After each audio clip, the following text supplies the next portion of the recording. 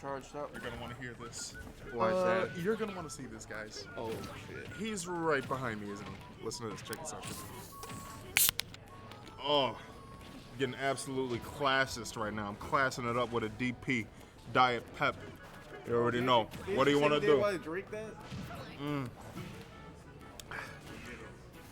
Oh man.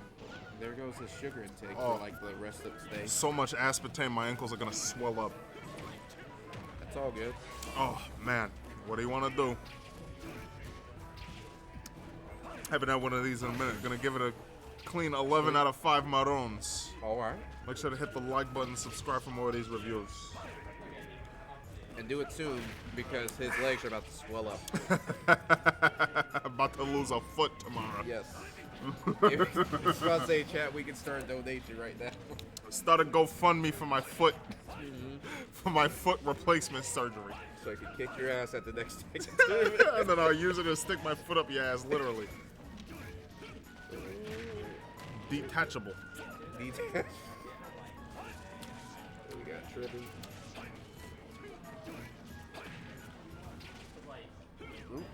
Malus is like a Greek tragedy. You know, it's like he's like Othello or something, or like Oedipus Rex, without the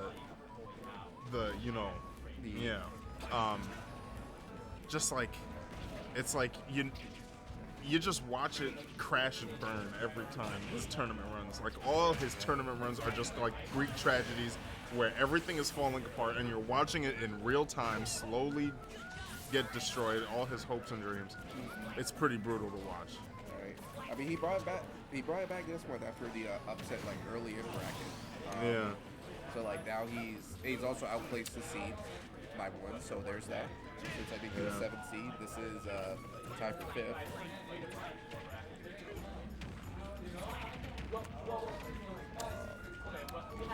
Yeah, I definitely. It's just something in winners, and like he just has to make like this huge losers run all the time. Yeah, I don't know, man. It is. I gotta say, it is kind of hard to tap into the right mentality when you're in winners bracket because subconsciously. You're just kind of chilling because it's like, oh, well, if I lose this, it won't be the end of the world. But like at the same time, like no matter what, no matter how mentally disciplined you are, when you're in winners bracket, you know, like I can afford to lose. You know what I mean? Don't worry, Blind. He will not give you that on stream. We won't do that to you. Feel free to come back. Don't worry. You'll just talk about Flowchart Ken the whole time. That'll be all it is. Yeah, literally, it is just Flowchart Ken, the genius of Flowchart Ken. Yes. But if he actually does come back and plays Ken the Street Birds, it's like, oh, I can lose this. Yeah, but oh, he's gonna watch it. We don't care. Yeah. My point was, what was I talking about? Yeah, it was just it can be hard to watch sometimes. You know, it's like when you're watching when you go see Romeo and Juliet. It's like you're enjoying the show, but you know how it ends. Yeah.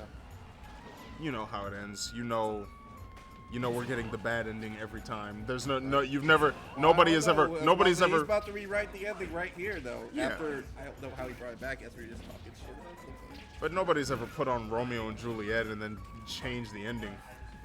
You know, out of respect for William Shakespeare himself. Besides just like, the college, college drama kids, they always change that shit. Do they? Yes. Oh. They do whatever they want. They're in college. Maybe, I don't know, because college, in my experience, as a theater major too. Oh, you're a theater major? Yeah. I can tell you that was bullshit. Yeah, you forgot about that. You didn't know that. I didn't know that was your actual major. I've got credentials. I got 3 semesters of IUSB as a theater major. But they will. Shakespeare is like, it's traditional. It's kind of sacred ground. You don't fuck with Shakespeare. Oh, okay. Yeah, that's true. You can do like a stylized take on it. You can do Shakespeare, but we'll set it in the 80s, or Shakespeare but steampunk. Right, which that'd be sick. But you don't change the plot, you don't change the dialogue, you don't mess with that. I was about to say, yeah, the Shakespeare's, or they would find you. There's a very successful filmmaker named Baz Luhrmann Yeah. who did a Romeo and Juliet film that's set in the present day, which at the time was the 1990s, with Leonardo DiCaprio. And that movie is insane. They kept the dialogue and everything the same, but they're not riding around on horses. They're driving muscle cars. They're not using swords. They're just shooting each other. Oh boy. Right? Totally modern setting, but they're speaking Shakespearean. And it was insane. It was absolutely insane. There's like party scenes, you know, where they're having like the a big pool fancy or parties. barbecue. And it's like, yeah, it's like nightclubs and shit. It's freaking awesome. And it's like super campy and silly. And it's an insane thing, but the plot and the dialogue itself, it was untouched. You know, you don't mess with it. Wow. Whoa, Malus came back and got that game.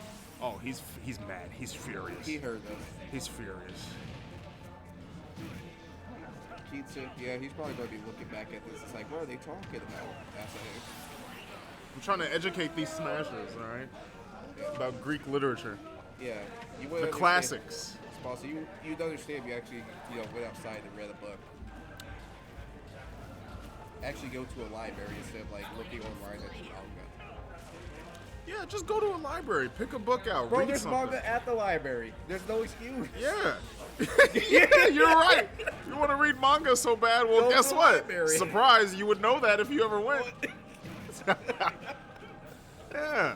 No excuses. I made a friend back when I was in. I think it was my freshman year at Adams, and Adams right down the street. There's a library. Yeah. There's a public library, and so I used to go there and read manga. And I just ran into a guy that would be there all the time, who he was really cool, and he would read manga, he'd be on the computer and stuff, and he just came up to me, he's like, oh, you're reading Death Note? I blah, blah, blah, blah.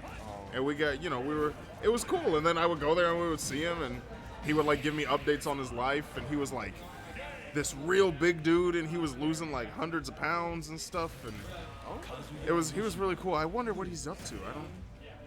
We were friends on my old Facebook account. But I can't remember his name. I hope he's doing all right. Yeah, I was about to say, if that guy's listening to the chat, I hope you achieved your goal. I hope he's doing all right. Because when you go and hang out with a dude for an hour after school every day for like a school year, you start to get close. And then, he was a few years older than me, so he graduated, and I never heard from him again, Yeah. But, oh man. So that's what good for them. Also, I'm very sad because as of yesterday, what happened? Oh, I guess it was garbage control that was messing with. How did Tribby win that game? How did Tribby what? Tribby won that game? Oh, well, he won the first one. Tribby won game 1. Yeah. Oh, okay. You scared me. So yeah, he won game 1, and then Malus won the second one. But yeah, I'm very sad because as of yesterday, Death Note is no longer on Netflix. I would literally, Damn. I would literally actually, if I'm having issues like going to sleep, it's like, okay, time to turn on Death Note, and it just like, I literally hear that just as I'm about to fall asleep, and it's like I knew it. I knew it. Yes. I knew it. He had all the answers, but still got messed up. That'd be a little disservice. I'm sorry.